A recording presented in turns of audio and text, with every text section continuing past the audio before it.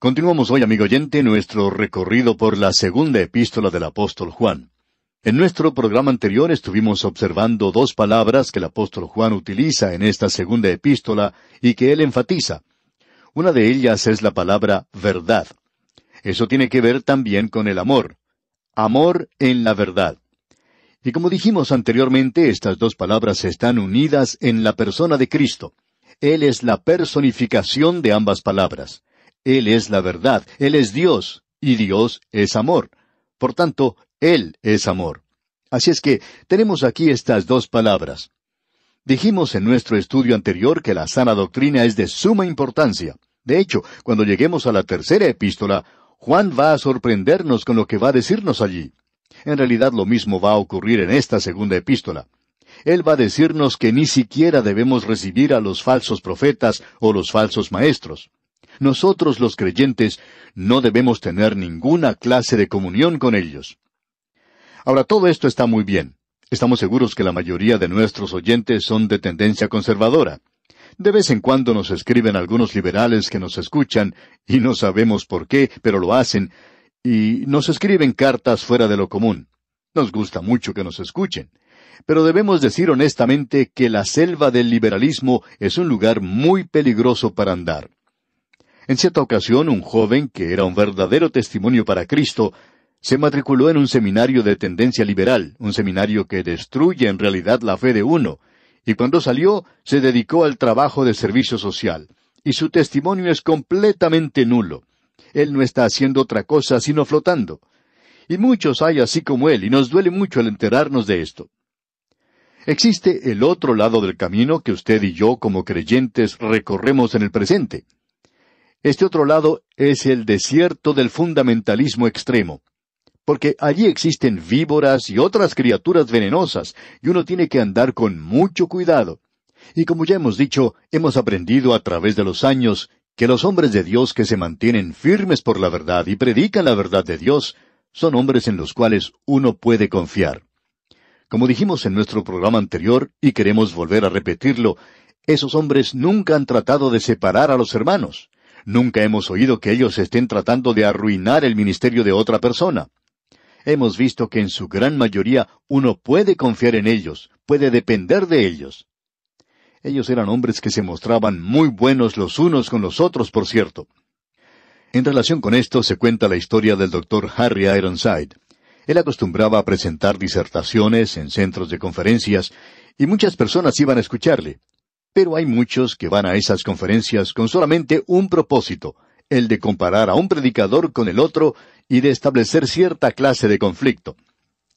En cierta ocasión, un oyente se le acercó al Dr. Ironside y le dijo, «Doctor, fulano de tal estuvo aquí la semana anterior, y él dijo esto y aquello, y usted dijo lo opuesto. ¿Quién está en lo correcto?»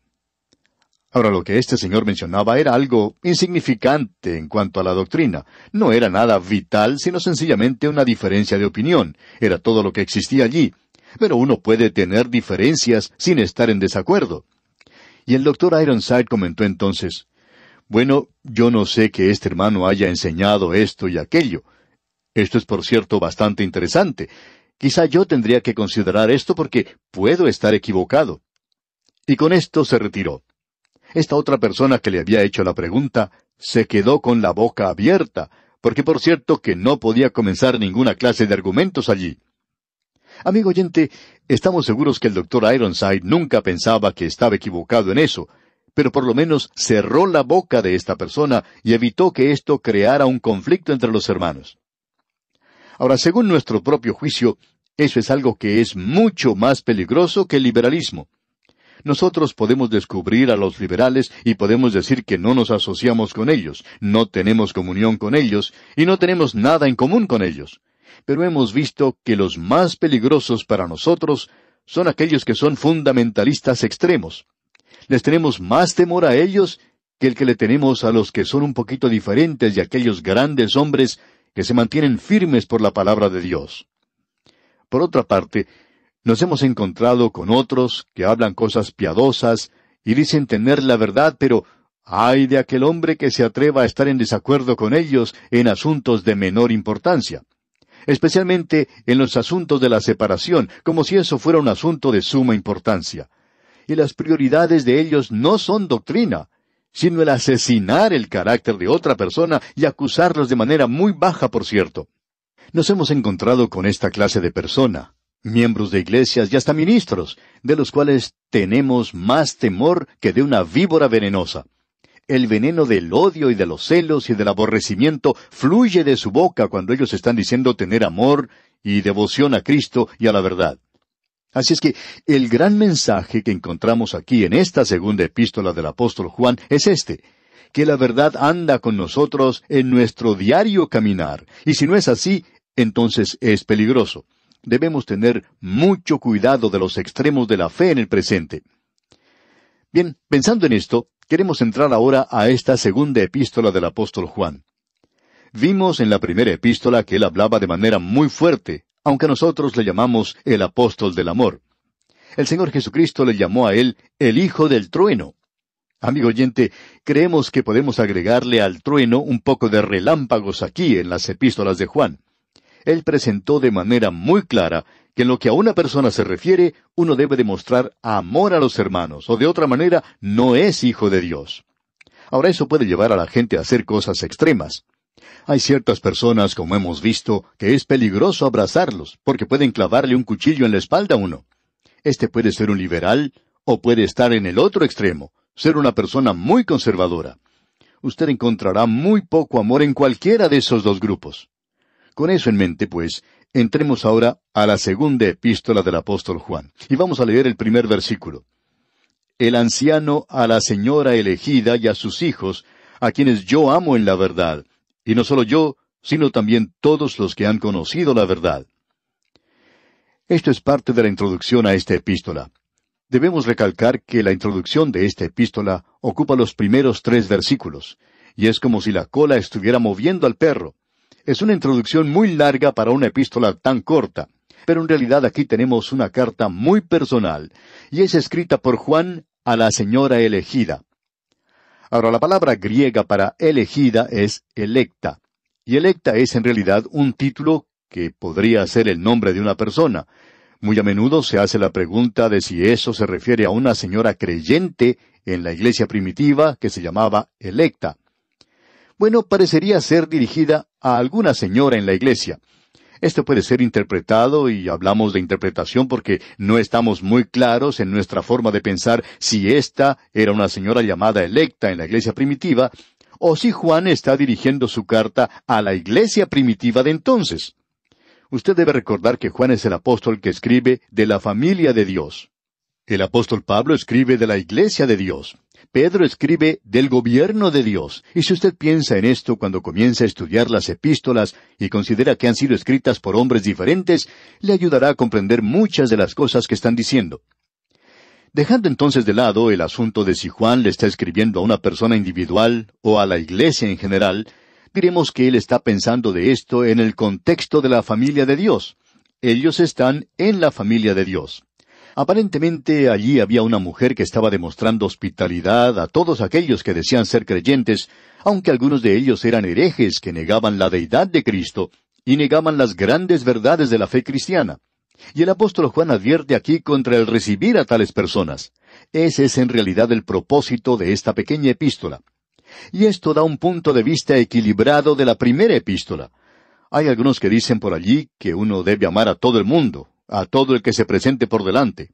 Amar, amar, amar. Pero no encontramos eso en la palabra de Dios, amigo oyente. La palabra de Dios nos dice, de tal manera amó Dios al mundo. Pero Él nunca me pidió a mí que yo amara al mundo. Al contrario, Él me dice, no améis al mundo, ni las cosas que están en el mundo. Y por mundo entendemos la cultura y la civilización, estas cosas hechas por el hombre, que el hombre ha puesto en el mundo en el presente y que nos han llegado a través de los siglos. Pero también entiendo que Dios no me está diciendo aquí, yo quiero que tú tengas cierta clase de afecto sentimental hacia los perdidos, y que los ames y que luego les lleves el Evangelio. Dios me dice, como vimos en el libro de Jonás, yo les amo, yo quiero que tú les lleves el Evangelio a ellos, y cuando les lleves el Evangelio, entonces podrás amarles también. Eso es lo que es importante. Cuando estamos hablando en cuanto al amor, no solo lo comprendemos, sino que Juan lo está presentando claramente que nosotros debemos amar la familia de Dios. Usted debe amar a los demás creyentes. Usted debe amarlos en el Señor. Creemos que es necesario tener cuidado en cuanto a esa clase de amor, porque hay algunos grupos y sectas que están interpretando esto como el amor que se refiere al sexo. En cierta ocasión, una señora que había sido salva bajo el ministerio de un predicador, llamó al predicador por teléfono para saludarle y agradecerle por su ministerio, y le dijo, «Yo quiero que usted sepa que le amo». Luego de decir esto, ella se quedó un poco pensativa y aclaró, «Espero que usted entienda que no estoy hablando del amor de un hombre con una mujer, sino que estoy hablando de amarle como hermano en el Señor, quien me ha llevado a Cristo». Y amigo oyente, creemos que esa es la clase de amor de la cual está hablando Juan, el amor en la familia de Dios. Y eso necesita ser demostrado en la iglesia en el presente. Pensamos en las tantas iglesias que tienen una reputación de ser fundamentales en cuanto a la fe, y deberíamos decirle que es hora de que comiencen a demostrar el amor entre los hermanos. Debo decir que yo necesito esto en mi propio mundo, y estamos seguros de que usted, amigo oyente, también lo necesita en su propia vida. Hay muy pocas personas que ponen en duda el hecho de si somos o no fundamentales. A veces nos critican diciendo de que somos fundamentales en extremo. No creemos eso, pero como quiera que sea, no nos preocupamos por eso. Pero de lo que sí nos preocupamos es si amamos a los hermanos. Ahora esto es algo que puede derramarse por todos lados, y necesitamos reconocer que está limitado a la familia de Dios. Ahora, ¿quién está en la familia de Dios? Bueno, por aquí viene una persona que es hereje, como estos de la época de Juan, que en realidad es un anticristo. Niega la deidad de Cristo, y el agnosticismo estaba entrando entonces en la iglesia. Los apóstoles Pedro y Pablo ya habían muerto hacía 30 años cuando Juan escribió estas epístolas. Y el agnosticismo estaba comenzando a actuar y en realidad negaba la deidad de Cristo. Y Juan está diciendo aquí que cuando una de estas personas llega, uno no debe demostrarle amor, ni siquiera debe recibirles. Y eso es importante de notar de nuestra parte. Así es que el tema de esta epístola es por amor a la verdad. Cuando el amor y la verdad entran en conflicto, la verdad es lo que debe predominar. Es aquello que tiene prioridad. ¿Sabía usted que el apóstol Pablo en su primera epístola a los Corintios, capítulo 13, no dijo, «Y ahora permanezcan la esperanza, la verdad y el amor»? Él dijo sencillamente, la fe, la esperanza y el amor. Estos tres, pero el mayor de ellos es el amor. Pero cuando entra la verdad, amigo oyente, entonces la verdad es primero. Eso es importante de notar. Es decir, la verdad es aquello por lo cual estamos luchando, y está mal el recibir a falsos maestros. Esa es la posición que tomamos de una manera muy decidida. Creemos que la verdad de la palabra de Dios vale la pena defenderse, y cuando decimos verdad, queremos decir aquello que es básico en la palabra de Dios. No hay ninguna duda en cuanto a esto. Y lo segundo es la deidad de Cristo y su obra en la cruz por nosotros. Ahora, cuando nos encontramos con una persona que es fiel a estas cosas esenciales y las considera la verdad, entonces no importa si estamos en desacuerdo en muchas otras cosas. Porque esta persona puede hablar con entusiasmo en cuanto al Señor Jesucristo, hablar en cuanto a su muerte en la cruz, y nos puede emocionar en realidad cuando habla de esa manera. Sin embargo, podemos estar en desacuerdo con él en otras cosas, pero eso no quiere decir que nosotros no le podamos amar por eso, o que no le podamos recibir o tener comunión con él. Esa persona es mi hermano. Ya que él ha recibido a Cristo como Salvador y mantiene como verdad la palabra inspirada de Dios, y también se mantiene firme en este asunto de la deidad de Jesucristo. Él se mantiene firme en el hecho de que murió por nosotros. Y cuando una persona hace eso, entonces ese hombre es mi hermano, y no podemos escaparnos de eso. Ahora, aún en una epístola tan pequeña como esta, hemos hecho una división triple. El amor es expresado en los límites de la verdad en los primeros 6 versículos. El amor en la verdad. Luego tenemos los versículos 7 al 11. Una vida es una expresión de la doctrina de Cristo. Usted va a expresar aquello que está pensando. Cierto hombre se acercó a un predicador que había hecho esta misma declaración que acabamos de mencionar, de que uno va a expresar aquello que está pensando, y dijo, hay una excepción a esto. Y cuando el predicador le preguntó cuál era esa excepción, este hombre respondió, una mujer que maneja un automóvil, porque cuando indica con su mano que va a ir hacia la izquierda, voltea hacia la derecha. No siempre expresa aquello que está pensando. Bueno, amigo oyente, hemos encontrado a muchas mujeres que actúan de la manera que piensan. Y por esa razón, la acción, por cierto, revela aquello que uno está pensando en su corazón. Ahora, los dos últimos versículos de esta epístola, los versículos 12 y 13, nos presentan la libertad personal. Los falsos maestros no deben ser recibidos por los creyentes, pero los verdaderos maestros deben ser recibidos con gozo. Y eso hace de esta carta una epístola hermosa, por cierto.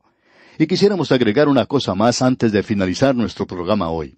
Es en cuanto a otra palabra que tenemos aquí. Y la hemos notado al comienzo mismo de la epístola, donde dice, el anciano a la señora elegida. Y esa palabra anciano es la palabra presbítero, y tiene un significado doble. Significa una persona de edad. Puede referirse a la edad y también puede referirse a un título, a un cargo de un ministro o maestro. Y hablando honradamente, pensamos que Juan, en primer lugar, se llama a sí mismo anciano cuando está hablando de su cargo. Él no se llama a sí mismo un apóstol. Y también pensamos que él está dando a entender que ya es una persona anciana de edad. Ya ha pasado de los 90 años de edad, posiblemente tenía 95, o estaría llegando a los 100 años cuando escribió esta carta. Esto pues se refiere a Juan y por lo menos ya hemos aprendido y dado por sentado esto en esta epístola. El anciano Juan, a la señora elegida, evidentemente una creyente destacada, que había estado recibiendo a apóstatas o a agnósticos en la iglesia. Y Juan está escribiendo esto para advertirle a ella que el amor de los hermanos no significa el amor a los herejes. Y aquí nos detenemos por hoy, amigo oyente. Retornaremos, Dios mediante, en el próximo programa, en la continuación de este estudio sobre la segunda epístola del apóstol Juan. Es nuestra oración que el Señor le bendiga abundantemente.